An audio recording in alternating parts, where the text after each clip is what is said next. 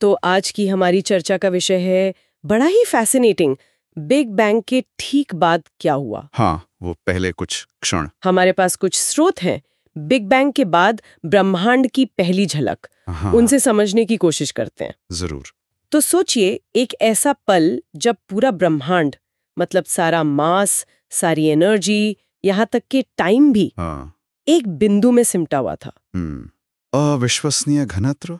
और फिर बूम, मतलब बिग बैंग। पर जैसा हम अक्सर सोचते हैं, ये कोई धमाका नहीं था। नहीं, बिल्कुल, ये तो जैसे स्पेस और टाइम का ही जन्म था। सही कहा। तो सवाल ये है कि इसके फौरन बाद क्या हुआ, एकदम तुरंत। हाँ, उसी शुरुआती टाइमलाइन को देखना है। कैसे एक शून्य जैसे क्षण से ब्रह्मांड ने रूप लेना शुरू किया। और वो नियम, वो भी तभी बने होंगे। बिल्कुल, वो मूलभूत नियम जो शायद उसी पल अस्तित्व में आए और जिन्हें हम आज भी पूरी तरह समझने की कोशिश में लगे हैं। अच्छा, तो स्रोत बताते हैं कि टाइम इक्वल 0 पर था प्लैंक इपॉक। हाँ, एक बेहद रहस्यमयी दौर। इस समय कहते हैं कि हमारे फिजिक्स के नियम वो लागू ही नहीं होते थे। सही है, मतलब ग्रेविटी, इलेक्ट्रोमैग्नेटिज्म, न्यूक्लियर फोर्सेस, ये सब शायद एक ही यूनिफाइड फोर्स थे। एक ही फोर्स। वाह। हाँ। ऊर्जा इतनी ज्यादा थी कि नियम जैसे उलझ गए थे। ये वो अवस्था है जहां ग्रेविटी और क्वांटम मैकेनिक्स को एक साथ काम करना था।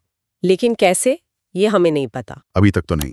ये ब्रह्मांड की परम शुरुआती स्थिति थी, अविश्वसनीय रूप से गर्म और घनी।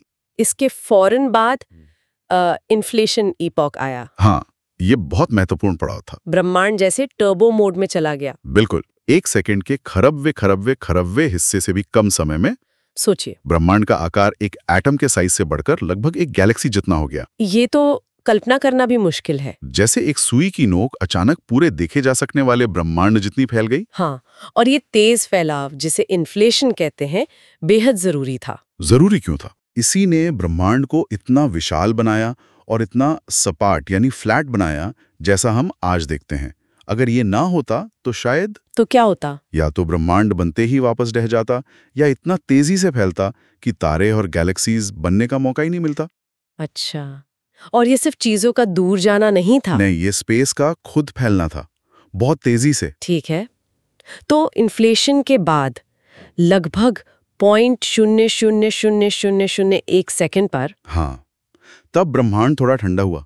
और तब बने पहले बिल्डिंग ब्लॉक्स, जैसे क्वार्क्स, ग्लूऑन्स। बिल्कुल, क्वार्क्स, ग्लूऑन्स, लेप्टॉन्स और हाँ, इलेक्ट्रॉन्स भी। ये सब एक तरह के गरम कॉस्मिक सूप में थे। हाँ, एक बेहद गर्म, ऊर्जा से भरा सूप। ये कण लगातार टकरा रहे थे, बन रहे थे, नष्ट हो रहे थे। बहुत ही क्योटिक माहौल था। स्थायी कुछ नहीं था उस वक्त। नहीं, बिल्कुल नहीं। ये इतने ज्यादा एनर्जेटिक थे कि स्टेबल स्ट्रक्चर्स जैसे कि प्रोटॉन या न्यूट्रॉन वो अभी नहीं बन सकते थे। समझ आ गया। फिर लगभग 1 सेकंड पर तापमान अब भी बहुत ज्यादा था। हाँ, करीब 1 अरब केल्विन, सूरज के कोर से भी कहीं ज्यादा गर्म। बाप रे। इसी दौरान एक और अहम चीज हुई, न्यूट्रिनोज नाम के कण। हाँ, सुना इनके बारे में। वो बाकी पदार्थ से इंटरैक्ट करना लगभग बंद कर देते हैं और आजाद घूमने लगते हैं। इसे न्यूट्रिनो डीकपलिंग कहते हैं। अच्छा, ये भी एक माइलस्टोन था। हाँ, और एक और बहुत ही क्रूशियल घटना हुई, मैटर और एंटी मैटर की लड़ाई। जिसमें मैटर जीत गया। हाँ, पर बहुत थोड़े से अंतर से। हर 1 अरब एंटी मैटर कण के लिए शायद 1 अरब और 1 मैटर कण था। बस इतना सा फर्क। हाँ, और वो जो थोड़ा सा अतिरिक्त मैटर बच गया, उसी से सब कुछ बना है, तारे, ग्रह, हम सब। बिल्कुल। अगर वो बराबर होते तो एक दूसरे को पूरी तरह नष्ट कर देते और सिर्फ ऊर्जा बचती, पदार्थ बनता ही नहीं। कमाल है। अच्छा, फिर पहले 3 मिनट, इसे कहते हैं बिग बैंग न्यूक्लियोसिंथेसिस। सही। तापमान अब और गिरा, इतना कि प्रोटॉन्स और न्यूट्रॉन्स आपस में जुड़कर पहले एटॉमिक न्यूक्लियाई बना सकें। मतलब एटम्स के केंद्र। हाँ, सिर्फ केंद्र। मुख्य रूप से हाइड्रोजन और हीलियम के न्यूक्लियाई बने और बहुत थोड़ी मात्रा में लिथियम भी। पर पूरे एटम्स अभी भी नहीं बने। नहीं, क्योंकि इलेक्ट्रॉन्स अभी भी आजाद घूम रहे थे। उन्हें न्यूक्लियाई से बंधने के लिए ब्रह्मांड को और ठंडा होना था। तो ये हाइड्रोजन और हीलियम वही हैं जो आज भी सबसे ज्यादा हैं। हाँ, आज ब्रह्मांड में इनकी जो मात्रा है वो बिग बैंग न्यूक्लियोसिंथेसिस के प्रेडिक्शन से एकदम सटीक मेल खाती है।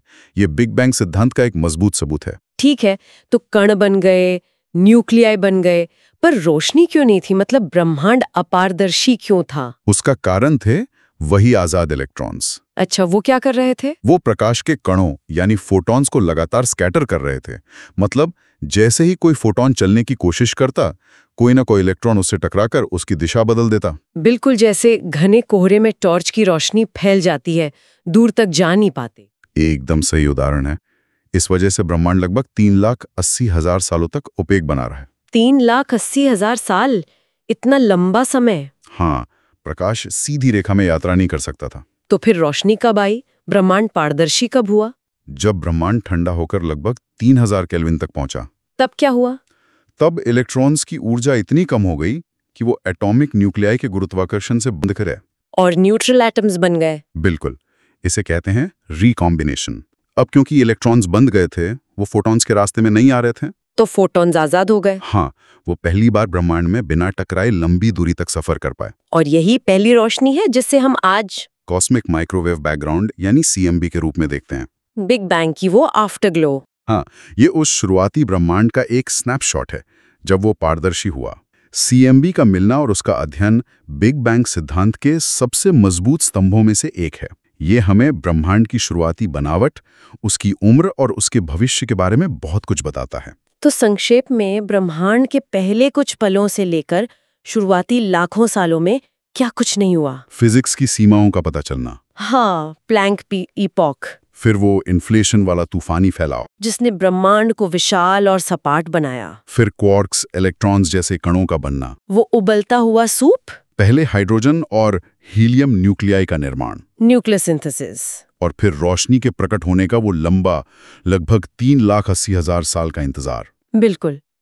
और ये सोचना ही अद्भुत है कि कैसे उस शुरुआती दौर के चरम केओस से धीरे धीरे स्टेप बाय स्टेप वो ब्रह्मांड विकसित हुआ जिसे हम आज देखते हैं, जिसमें तारे बने, गैलेक्सीज बनी और जीवन भी संभव हुआ। हाँ, ये उन मूलभूत नियमों की ताकत दिखाता है जो शायद उसी पहले सेकंड में या उससे भी पहले स्थापित हो गए थे। पर एक सवाल मन में रह जाता है, क्या उन नियमों से भी पहले कुछ था, या ये नियम हमेशा से ऐसे ही क्यों हैं? ये वो गहरे सवाल हैं जिनका जवाब शायद हमें ब्रह्मांड के और रहस्यों को खोलकर ही मिलेगा।